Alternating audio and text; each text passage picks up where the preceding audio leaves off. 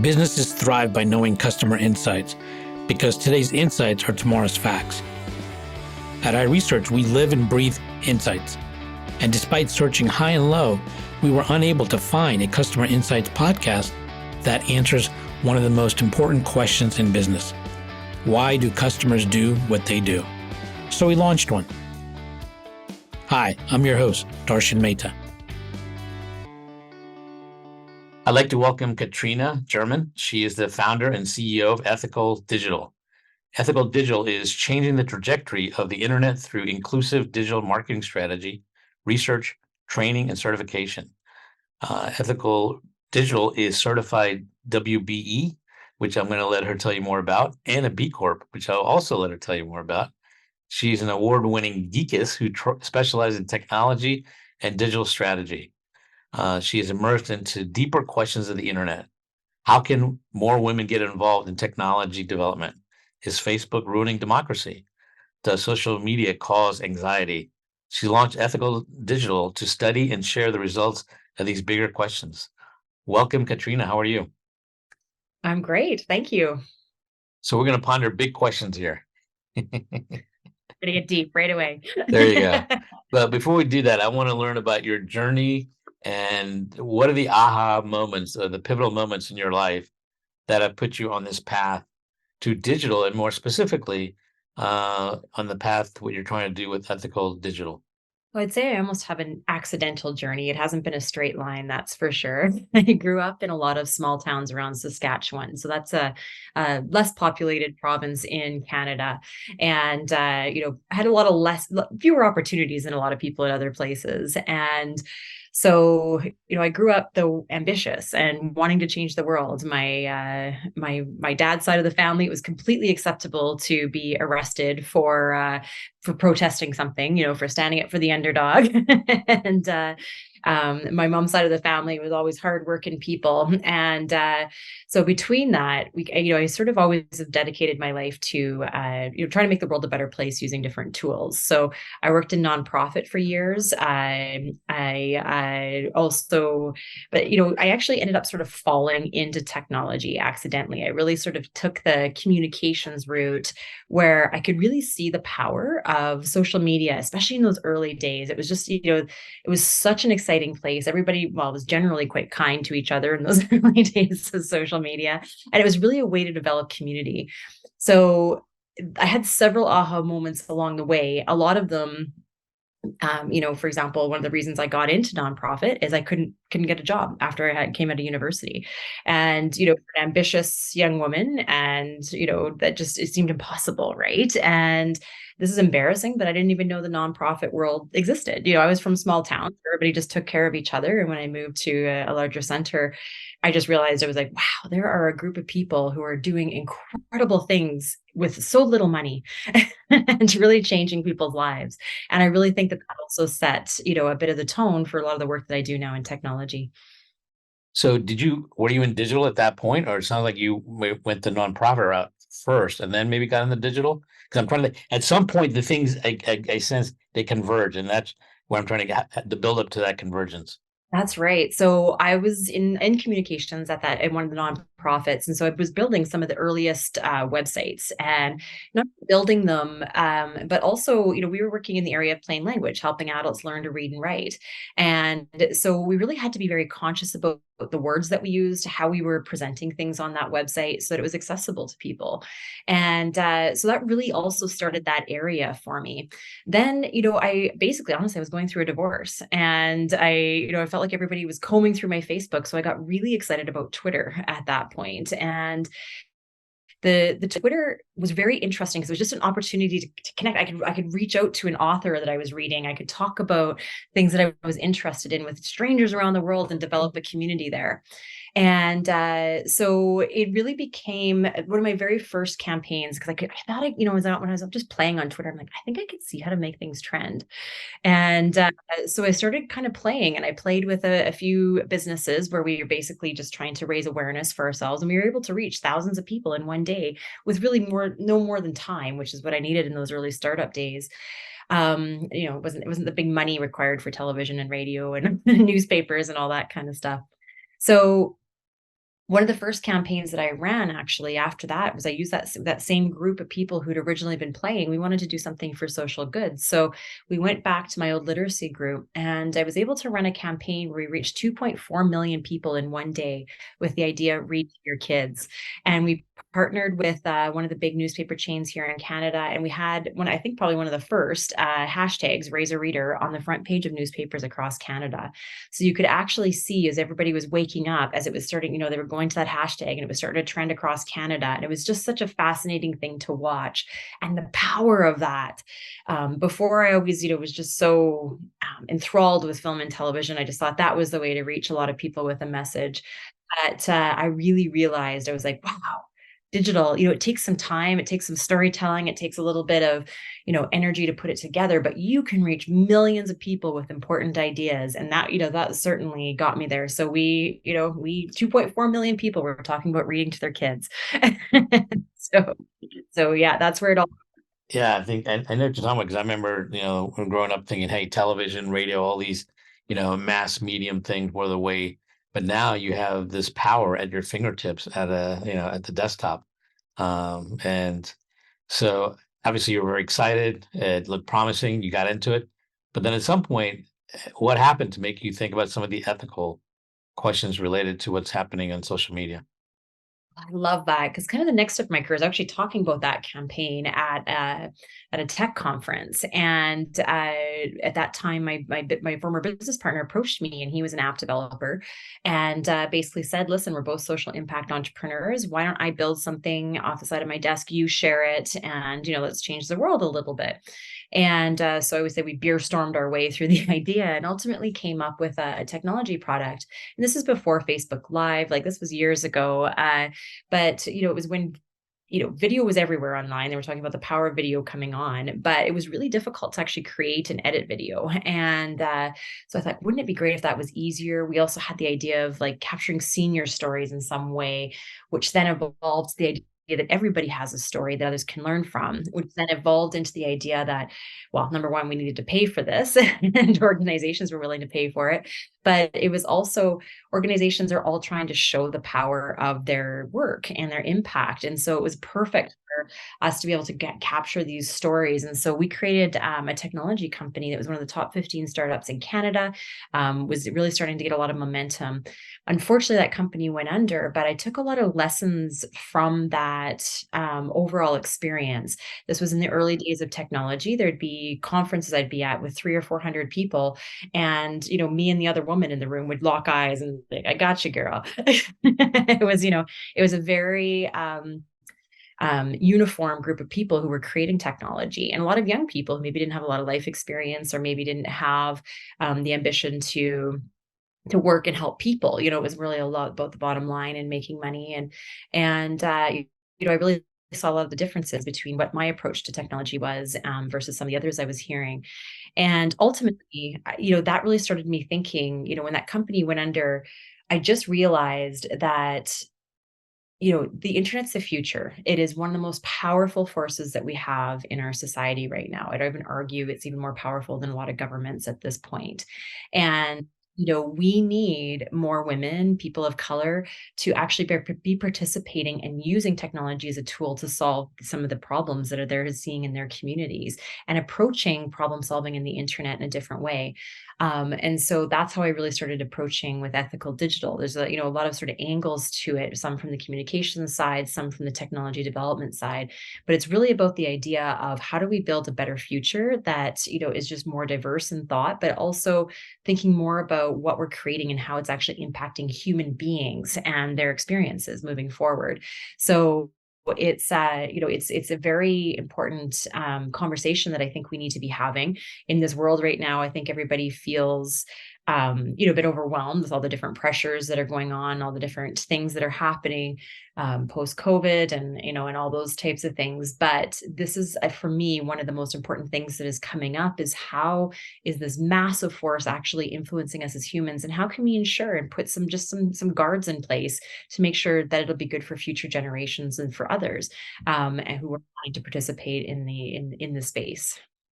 Have you come up with, let's say, three things that you think would definitely help in achieving what you want to achieve? There's three things if people did, one, two, and three that you think that would really help?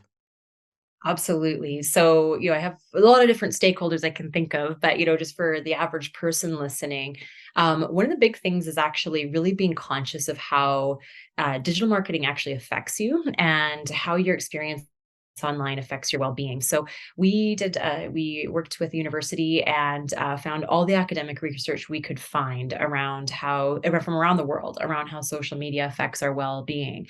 And spoiler alert, there's absolutely a correlation between social media use and anxiety, depression, self-esteem, sleep issues, all these types of things. And even it's kind of moved from being a correlation. There's some studies that are really starting to point to causation. And so social media is here. It's a very powerful uniting force for a lot of people. It's a great way to build communities. I don't think we're ever going to get rid of it, but how do we work together in a way that we're making sure that it's good for your mental health? So part of it is, ensuring that, well, first of all, just be consciousness, right, of how it affects you. It's a very slow change of your mindset about your values. If you're getting advertised to, it knows a lot about you and can pull you into different areas. And so being conscious of those things first can be one of the very first steps. So congratulations, everybody. You're now conscious of this. And so you're done the first step. I would say the second part is really thinking about limiting your time on social media, even though it's there for connection purposes. Just really understanding why you're personally using social media. Are you using it for business? Are you using it because you're lonely? Are you using it because you're just spying on your neighbor? Like really understanding what your reasons for being there are and ensuring that it's meeting those needs rather than sort of drawing them out, because there is sort of a cycle that can happen, especially those who are using it for loneliness, is that if you put something out, if people come back and they're like right away giving comments like, hey, that's great, or congratulations, things like that, that can bring a feeling of satisfaction and happiness to people. But if you put something out and it's crickets, and this happens to everybody, not just lonely people, but this happens where you put content and nothing happens, that can actually have a really adverse effect on somebody's mental health. And so when you're kind of aware of why you're going to social media and, kind of thinking about what needs is it meeting for you, and then having those activities that follow up with that, if you're actually looking for that community, is there a different place to find it rather than the online space if it's not actually helping you? And I would say the third big thing is for us to be thinking about also how this is affecting our kids. And I know this is a regular conversation that a lot of people are having, because a lot of people are seeing it straight up. We're all in this massive experiment where, I have teenagers and the first generation really of people raising kids in this environment where my kids don't know anything, where, they don't remember not having internet. They don't remember finding joy before you could scroll. And so really being conscious about how our children are using it, also where they are at developmentally. Like friends are everything at a certain age group. And, when you have the added pressure of trying to look a certain way and do things a certain way online, that's a really extreme feeling. And plus, you're only seeing other people's best stories. So it really adds an extra element to the growing up experience of our young people. So not being angry or anything, but just being very conscious, being aware and thinking about what we can be doing. So ultimately, the bottom line is humans just want connection and they want to connect with each other. So what can we be doing to make the good things of the internet and social media better? Those connection points, those ways of lifting others even better. But also what can we be doing in those darker corners or those lonelier corners to help people actually experience a good experience online and raise them up? It's interesting you're talking about this anxiety and the pressures that people have now, but it seems like a lot of that is actually just keeping up with social media. And, and I mean, yeah, it's like before that we didn't have this pressure. And I mean, now, I mean, most people are trying to keep track of messages on their phone, texting, all the different instant messaging apps, and then you have the social media apps, a handful of them. And after a while, it's like, it takes up a lot of time, energy, and emotion. So, how do you get someone to be more conscious? Because I think all of us are guilty of we just get wrapped up in it and need to be responding doing this. So how do you actually get people to be conscious and be more selective? Well, if you're not, kind of thinking about it from that human connection perspective, you can think about it even from the productivity perspective. To your point, people in Canada on average are spending about 2.5, 3 hours a day on television. So, or sorry, on social media. So, and this was talked about for television back in the past, but if you think about what could you be doing with your time rather than being on social media for that amount of time. And it's also recommended by most experts that you're actually spending less than half an hour a day on social media, which is not even possible. Like for me, this is what I do professionally. And so for a lot of people, it's a very difficult thing. So what we actually recommend is there's a lot of apps out there that you can put on your computer, you can put on your phone. Some social media scroll, so options like TikTok, for example, you can actually put limits where it'll, remind you if you've been on for a while. Also be wary of TikTok. Their algorithms are so strong; they can really show you information that is, so interesting to you that it's one of the major time sucks of all the apps, because it really just pulls people in and pulls their attention. And so, you can use apps to help you with that. The other part that we often recommend is sort of leaning into JOMO instead of FOMO. So the joy of missing out instead of the fear of missing out. So FOMO actually has come up only in the last couple of years. It's a rather new term. And the idea is that, you're watching your friends have a party online and you're like, I'm not there. I wasn't even invited, right? And that sinking feeling of not being a part of something. Or maybe you have competitors who just won an award or something. And it has that sort of sinking feeling rather than lifting feeling. Whereas with JOMO, it's the idea of kind of, like how can you find joy and be okay, be like, no, I wasn't on that WhatsApp conversation and that's okay. I was out for a walk with my dog instead, and things like that, and really starting to lean into things that bring you joy outside of social media. It doesn't have to be big, but really starting to consciously think about where you put your time, because there's a lot of people who think your biggest commodity is money. I believe your biggest commodity is your attention and where you're putting your energy. And so are you kind of letting it dwindle away and be sucked into something that's enhancing your life, or are you putting your attention towards something that's genuinely gonna help you get somewhere around the happiness? So those are kind of some of the things I'd say. Use tools when you need to, be conscious, be thinking about how it's affecting not just your health but your productivity, and just really be thinking about your long-term goals, I think, and how these all work together. Actually, I would probably advocate that your most important commodity is probably time, right? And that's something we all have a limited amount of, but we don't know how much, right? But I'm curious, before we get to the point of regulating or using some of these tools, I'm wondering, have you seen in your work or your research that there's certain steps people go through before they come to that realization that, hey, I need to be more balanced in my approach to social media? But I think, people have heard this, they read about it, they hear about it, but what steps do people actually go through? Is there something that happens? Is there like an aha moment as well that they say, I really need to regulate this more? Have you seen there's a certain path that people follow?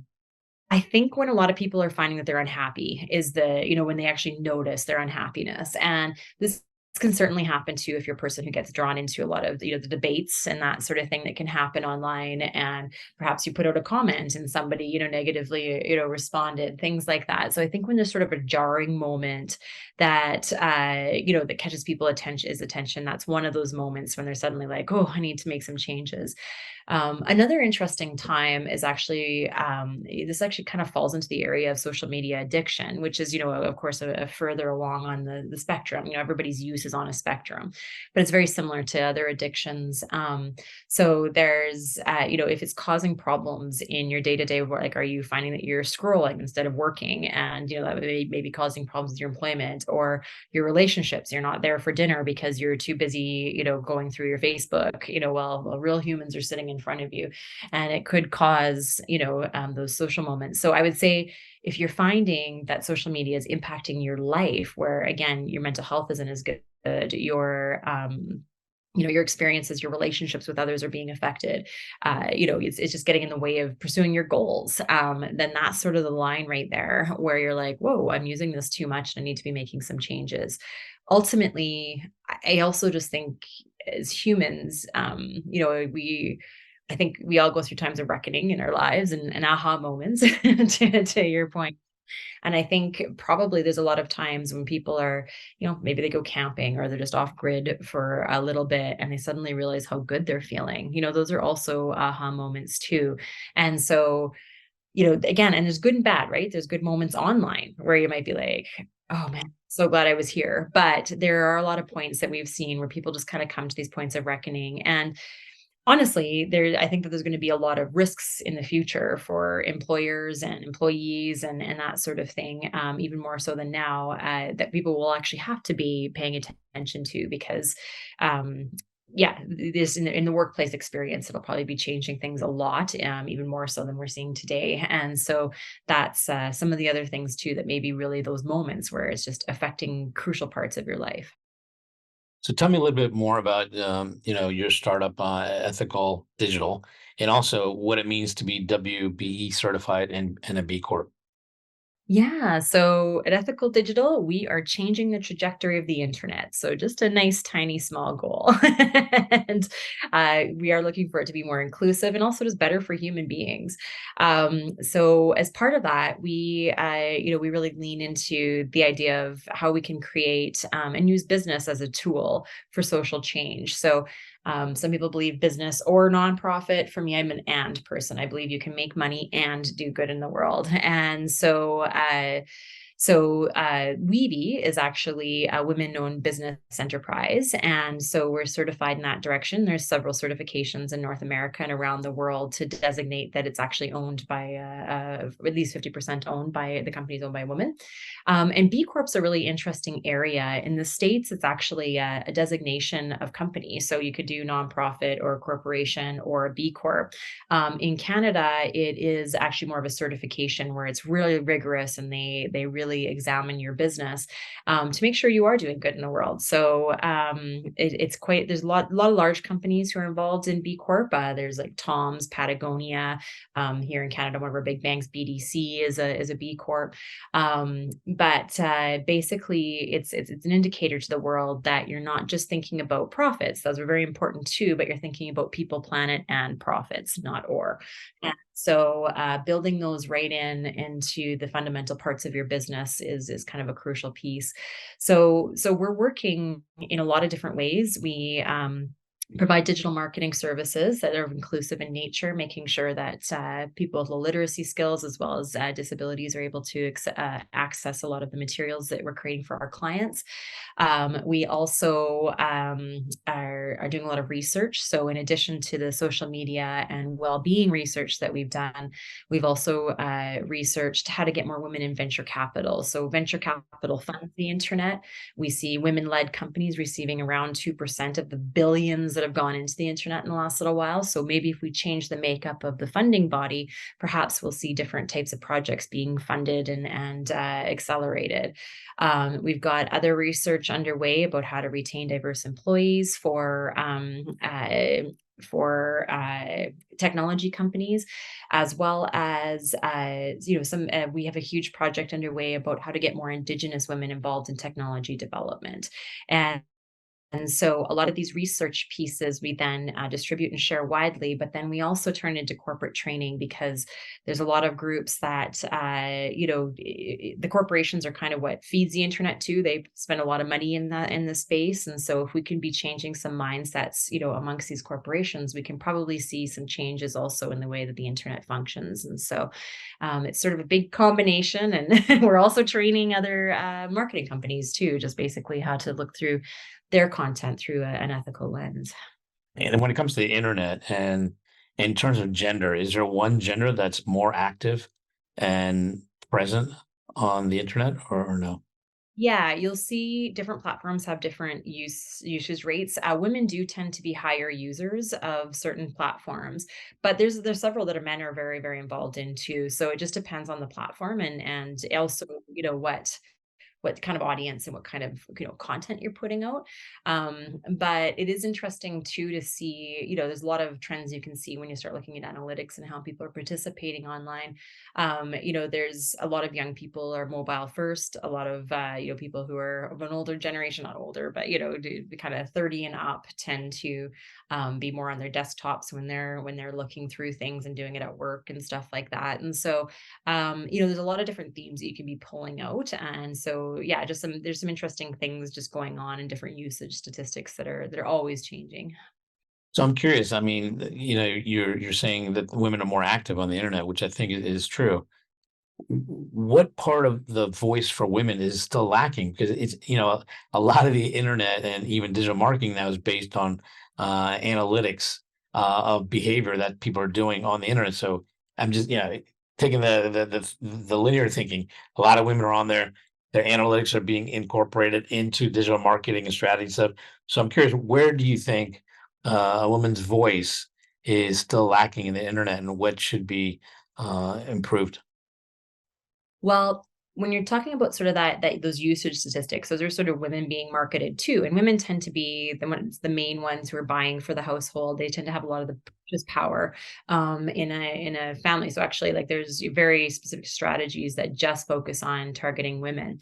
So certainly by our purchasing power, we are a very powerful force online, but it's really sort of more of the back end mechanics of how the whole internet works. As I mentioned, only about 2% of women-led companies are funded to a certain degree to actually have them have those big reaches. It's also I think there's only about 6% in Canada of technology companies are actually founded by women, and so that's quite low in itself. I think the internet, this number might be a bit off, but it's around 25% of women actually just work in general in different forms in the space. And so it's really about the creation of the internet. And what they say is that you need to be about 30% before, prior to that, the majority really influences you. You kind of conform to what the majority says. But when your group gets to be about 30%, that's when you start to influence the bigger group.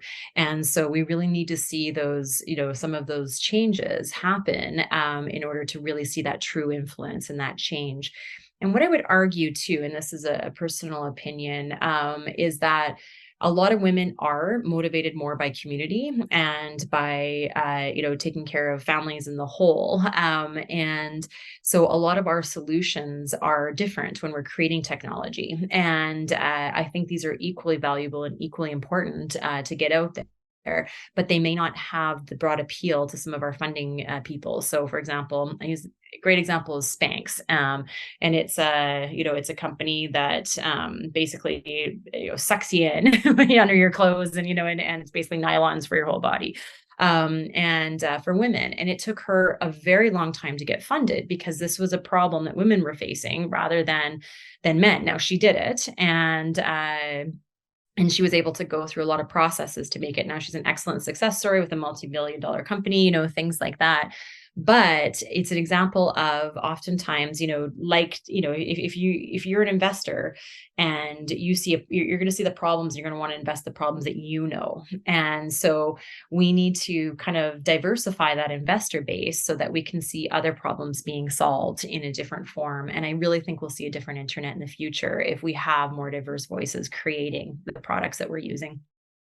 Yeah. Do you know the story about Spanx? I mean, I get it sounds like you do. I do, yeah. I kind of went into that, what I only know it like on a high level. It's it's a really interesting, it's an interesting business, and it was really quite exciting. The success is exciting. Yeah. Yeah, it was actually Sarah Blakely is what you're talking about, and she actually people didn't think there was a need for the product actually, which was interesting. And she was trying to sell it to a lot of men-owned businesses in the garment industry, right? And they just didn't understand the problem. And do you know how she finally sold the problem, even to a woman buyer? Yeah. Do you know how she finally sold it? Do you know the story? Yeah, I do the story. We should tell everybody. Yeah, yeah. Yeah. She went to the restroom and she had actually demonstrated to the woman, and then she got it instantly. It took away all the lines and everything, and it just took off. But it was funny. It was just a really interesting story. No, it's a really good story. It's a good example. Again, like it's not that anybody's like sitting there going, "Wah ha ha ha, let me keep down women." about the internet, right? It's just that, you only are going to invest in what you know. And, because, you should, well, it's probably a good just rule of thumb in general. We need more diverse people who are solving these problems and seeing these problems. And we'll start to see some extreme success, I think, in the future. Yeah, yeah. That's right. So going to these now, a lot of the internet's run on algorithms now, and AI is playing a big role. So how do you see the role of algorithms playing and shaping the human experience online, but then also in terms of ethical, right? I mean, how are you addressing that? Well, there's some fundamental issues, and AI is a huge can of worms when it comes to ethics. There's a lot of people who are weighing in on different sides of it, and all quite valid in belief. And so it's interesting around AI. So AI, one of the first things to think about when you think about artificial intelligence is really it's a way of organizing data. And so it's basically, you have these data sets, like here's what Katrina is doing online, but here's what 1,000 people are doing online. And, okay, wait, we can see when they do this, the next step is usually this. So we'll just do it for them, things like that. And so, there's really good things that come out of algorithms. Like I even said, some people would argue that the TikTok algorithms are like, thank you for finding things that I love and constantly entertaining me, right? And Netflix and a lot of things that we use in our day to day are already using AI to give you suggestions for things that you'd like. And where the problems around the ethics come in, and there's a lot of conversations going on, but one of the fundamental parts of it is really about how do we actually put that data together to tell a story. So there's examples that have been used for a while, like hiring programs. For example, big corporations receive thousands of applications, and so they have a computer basically sort through those applications and come out. But what they found is whoever's kind of programming those algorithms tend to put in their own bias. So certain names might be automatically decreased. Yes, if it shows that someone's a man or a woman, it might be accidental, but it kind of will automatically kick out their resume. There's just things like that. So there's some obvious things that a lot of AI developers are looking for. Like there's a lot of conversation going on around the idea of AI bias. But it is one of those things that's fundamental. Whoever's creating it, man, woman, whatever culture, is going to have bias. We're all human beings, and how we create things and see things is always going to have parameters and boundaries. So how do we kind of govern that to make sure that we're not excluding people traditionally excluded and continue to perpetuate that?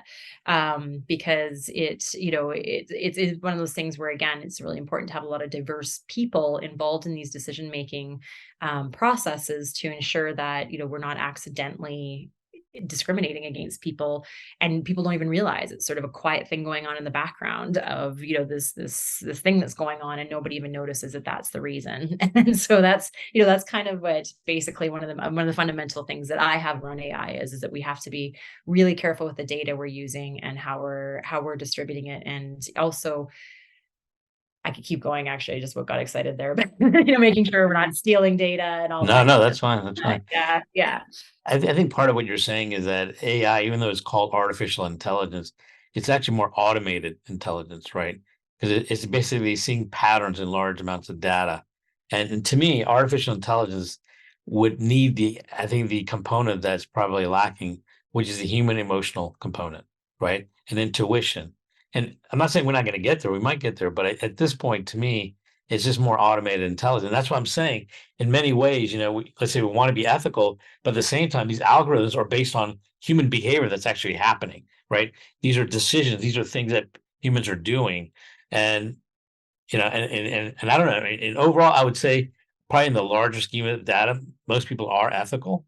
So that's probably the good thing. It's not, I don't think most people are unethical, but you are still, again, always have a few bad apples that change that and that are going to impact the algorithm. And so, it's going to be interesting to see how this all plays out. But I'm curious, have you seen any research that also shows that diversity actually leads to becoming more ethical? Or does it stay the same? Or does it actually go the other way? Do you know what a great question? I wouldn't say I have the direct line in that way, but One of the things that's always stuck with me is it was a Harvard Business Review article. It basically said that diverse teams are 19% more profitable. And, so if you're looking at it from that business perspective, and the reason that is because they're often able to see risks or opportunities a lot differently than a homogenous group. They're able to, also just, source opportunities in different forms. And so when you, are thinking about that diversity piece, for me, it's maybe not the idea around the ethics of it. And, probably different cultures are going to have different ethics, right? But That's what I'm it's saying. the Because diversity means, I mean, the culture, there's lots of differences. What might work in one culture may not be other, but it could be unethical. But I think you're right. I mean, in terms of business sense, that makes sense in terms of being more profitable because you get a wider viewpoints and you see opportunities. But I am curious with this ethics part. Yeah, no, and it's one of those questions, like, for us, people are like, "Well, what, qualifies you to be ethical and make these decisions?" And ultimately, for me, I'm like, actually, we're relying on academia to basically, and it's about what's good for humans, less about, different cultural values. But of course, we can get super deep into, okay, well, are there values there, bias, and stuff. It's a bit of an art rather than a science, but it is one of those things that to me, the more people who are contributing to these conversations, the further we're going to go in terms of meeting that middle ground and hopefully finding a place that, we can be reaching the most people's needs as possible. And of course, ethics are fluid too, right? I mean, that can change with technology as new technologies come about. I mean, we may change the way we view certain things, and it's not completely static either. So it's very interesting. We can even see, cancel culture is a great example of that right now, right? Something that would have been really funny to say in the 80s, can get someone fired right now. And so, so it's really, there's a lot of different lines around all of these different pieces. Again, where we sort of sit is it good for human beings? And so, what does academia tell us about that particular angle? And and the outcomes if we take certain paths and that are proven, what does that look like? And so that's basically where we're at and where we kind of put our line in the sand. But there's a lot of people who'd feel differently about that. There's, maybe people who'd want to go further. There's other people who want to back right off, right? And from my perspective, like, I love the Wild West of the internet. I love the idea that someone can have an idea and completely, create something magical, in some form, whatever that looks like. And I think that's the beauty of that experience is there's really no gatekeepers to creating online. But if you really want to have something that's large and has an impact, there is, you need some funds, things like that. And so you do need to sort of start to access some of these higher levels of funding. And then that's where some of the inequalities really become apparent. So that's where I kind of look at it, where I'm like, I love the internet. I love its madness and its its wildness. Yeah. But I also, and I love that people play the idea that there's a lot of people who have a place of expression and connection with others. But I also think that there are some things that we can be doing. We are in a global space. It's affecting us globally to ensure that we're doing the best that we can to make sure that even going forward, again, for future generations, that we're seeing a really good foundation and we put efforts in to making it a good place, for not just us, not even just our grandkids, but, 12 generations down the road if this is still existing in its form.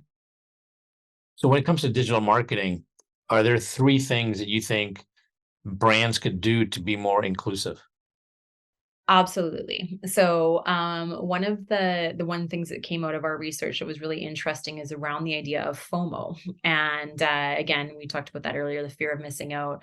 So there's small language changes that we can be making just in our posts that, FOMO in like, get your tickets now, like, do it or you suck, like those kind of not that extreme, but like that really extreme in your face type marketing. Yes, it's effective. It, gets people to take an action. But for those who are suffering from anxiety, which is higher than ever in our society right now, it actually provides an unnecessary push into an emotional area that maybe isn't necessary. So how about us as content creators, actually thinking about, I can be just as effective without using FOMO and have just as an effective messaging. So yes, it's effective, but I just don't use it. Other things that we can be doing, of course, is just using a lot of diverse images and diverse language pieces, ensuring, it's very difficult right now. And I'm doing a grand reveal here a little bit early, but I won't get too deep into it. But we're actually working on an AI product right now, that's in the language world. And so there's a lot of things that are out there to actually help us with our language. One of the big problems with it, and how it's, to your point, that the internet is changing so much, and there's little pockets of the internet and pockets of communities that are changing the language around how they want to be referred, things like that. It's impossible for any communications person, no matter how good they are, to be able to track that, and not offend somebody somewhere at some point. So yeah, we're trying to actually develop products to help with that. But it's also one of those things too, where, things like Grammarly, there are some technology products out there, Fair Words, for example, where you can actually put these programs on, and they can help you with your language and help you find, the right terms, and sort of teach you maybe some of the language and why some terms might be offensive, things like that. So actually diving in a little bit more into the types of words and things that we're saying can also be very, very effective for people.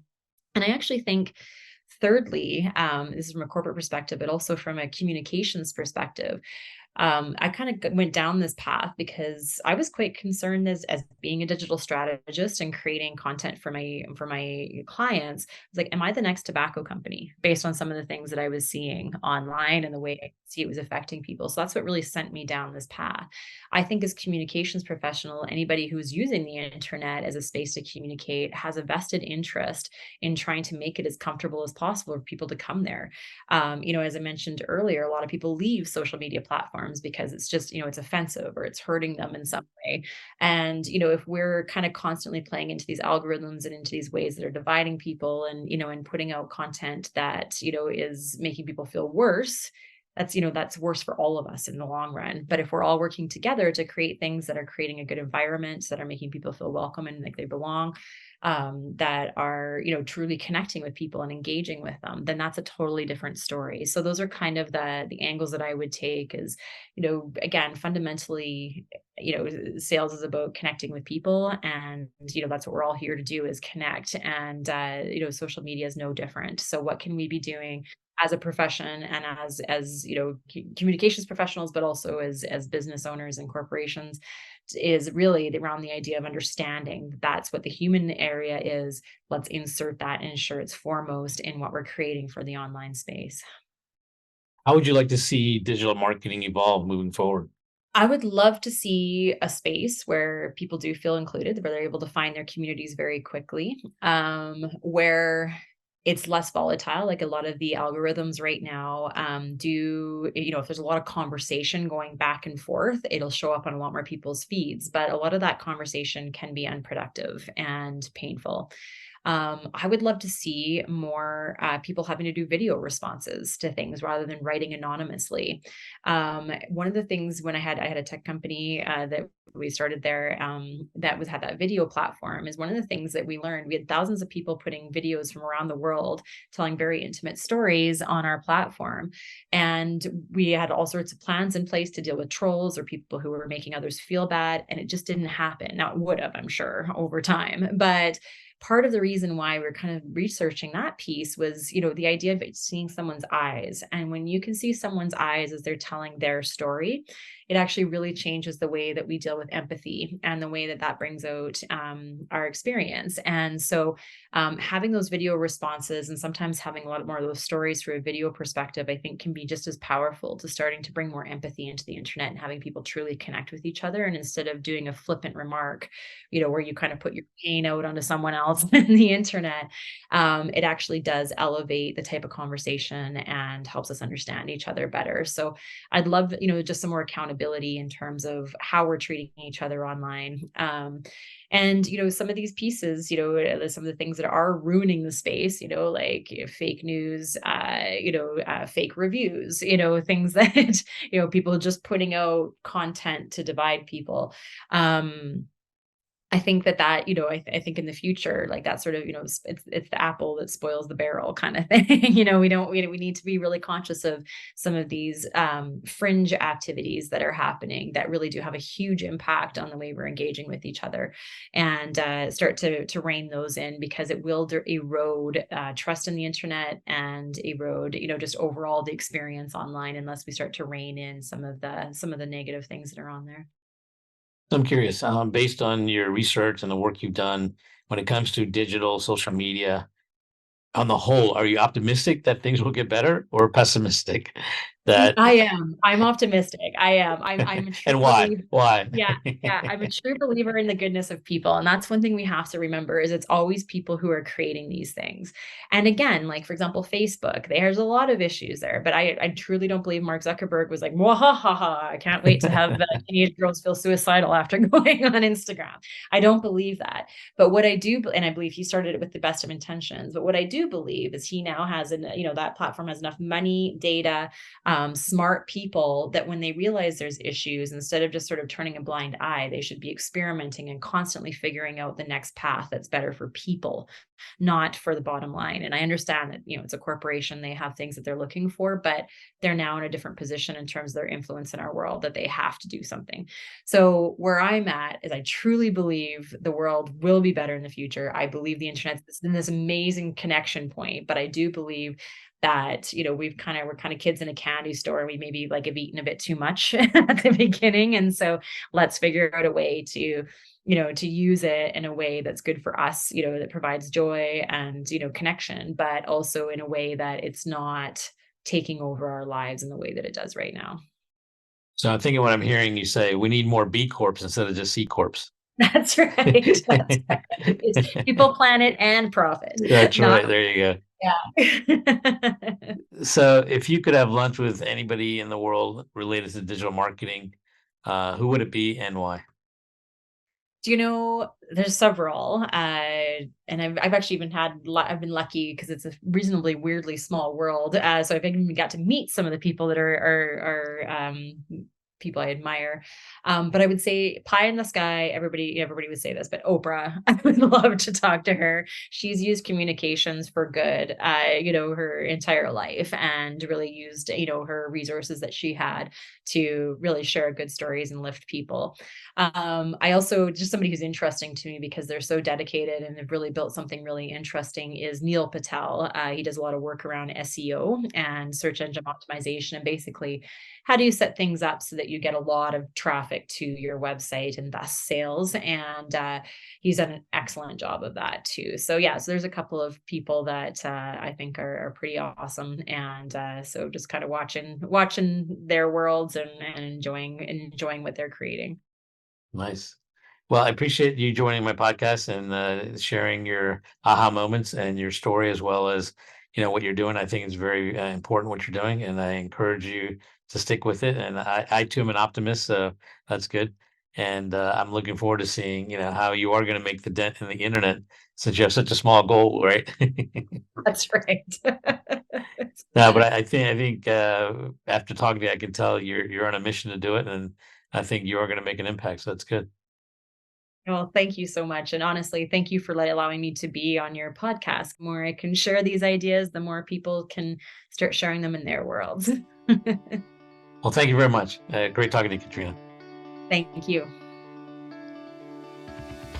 Getting to AHA was brought to you by iResearch.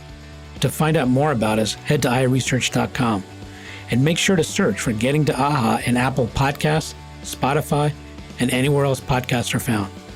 And don't forget to click follow to ensure you don't miss any future episodes. Thank you for listening.